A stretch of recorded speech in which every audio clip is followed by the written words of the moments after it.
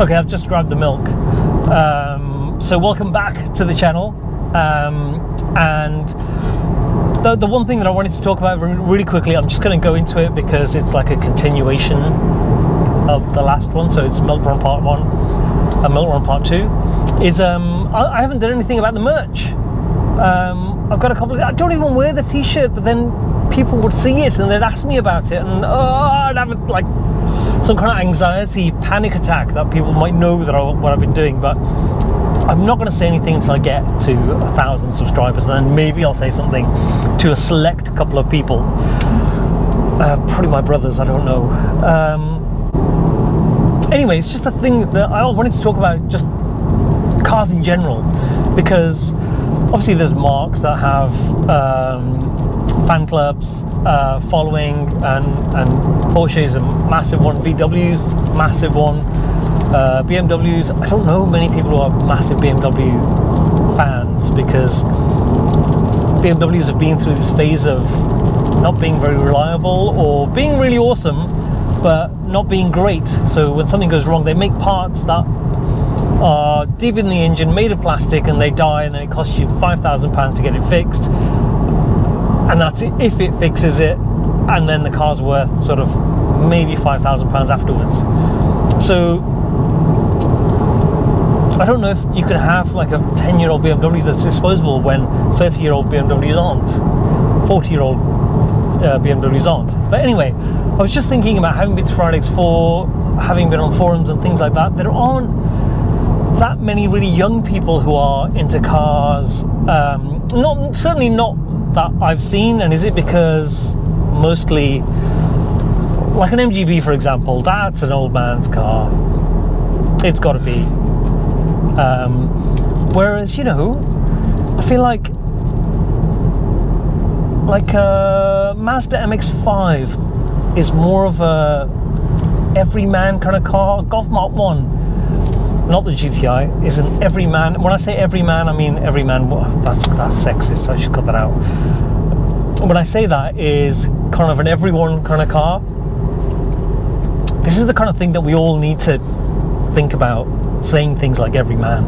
It's kind of unconscious bias, sexism, whatever it is. But we need to think about it, and if we modify our behavior, then it means that the unconscious, subconscious, you're kind of modifying that as well. Anyway, so things like the Golf, MX-5, they're kind of, anyone would find that car cool because they're super convenient to drive, they're reliable, they're not super agricultural, and I feel like the super agricultural cars are the ones that are driven by you know, people who are older. And so when I've been to these events, you know, I don't see that many young people, I don't see women, and if I do see women, they're kind of, you know, older, like the men that are there. So you don't see young people in general, and there's always a gender bias towards men, older men at classic car events. And then if you look at the younger people, they're probably still more men, whereas there's no, I don't know, maybe we don't cater for that, because when you go, you know, you want,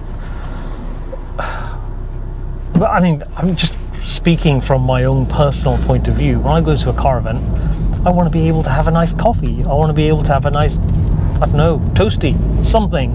And it's more of an event, not just about seeing other people, but just and seeing the cars. No, it's more than just that. It's about the socializing over things like that.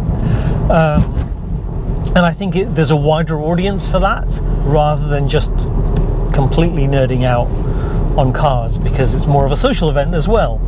But I think there's got to be a point where that fresh new generation of people needs to sort of, I don't know, there needs to be more of them. I feel like there's lesser and lesser, I feel like there's fewer and fewer young people involved in these events. I mean, I do think the Classics of the Clubhouse is a bit of an exception. PJ is really young, He's basically organised the event. And his circle must be made up of a lot of younger people, so hopefully they're all joining in. But I don't know what the answer is. How do you make it more accessible? How do you make it? The cost is a problem, but classic cars, certainly cars older than 40 years old, are much easier to insure, but then you have to keep them in a garage. You have to limit the mileage, all of that stuff. So I don't know what the barrier is, so I don't know how to make it more accessible. But you know, when I talk to people, I want to be talking to more people who can just go out and say, rather than spend £6,500 on a 1-year-old Fiesta that's going to get me to work, I'm going to spend £6,500 on a 23-year-old 911. Right? I don't know. I think someone else needs to make that call. Maybe. So any ideas? There's nothing that I can do about it. Well, I guess I can. How can I appeal? Can I? I've got a tiny, minuscule YouTube channel, and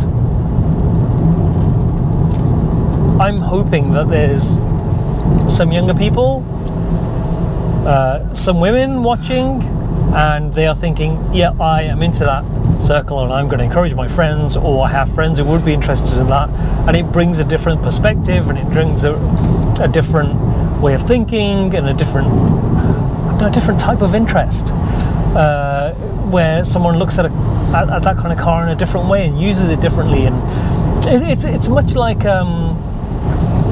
when you think about when there's unconscious bias in AI bots and things like that. There's unconscious bias because they're all programmed by similar types of people, i.e. men. So, and also they take historical data, so sometimes they take bad data and put it in and they spew something out. The actual AI is fine, but the bad data means that it gives you a bad or incorrect result. Like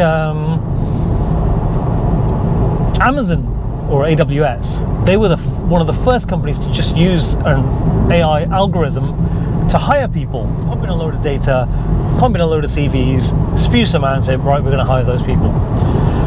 And they very quickly realized that only men were being recommended to hire by this AI, because the data they were feeding in said that historically only men were being hired. So, you know, garbage in, garbage out kind of thing. And then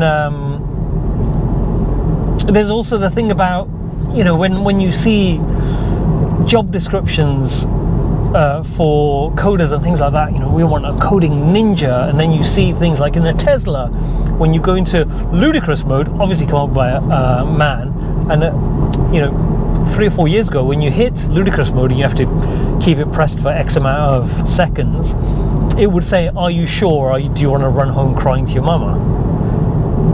You know, that's not inclusive. I don't know, I don't really know what I'm trying to say here, but someone interpret it for me.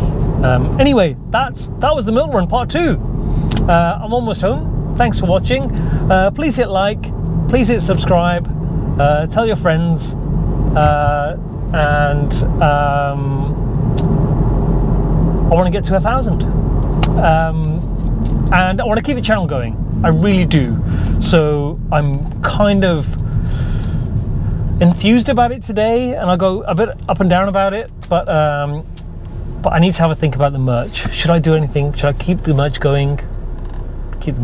Should I make it a thing? I don't know. I need to have a think about that. But anyway, thanks for watching. Catch you on the next one.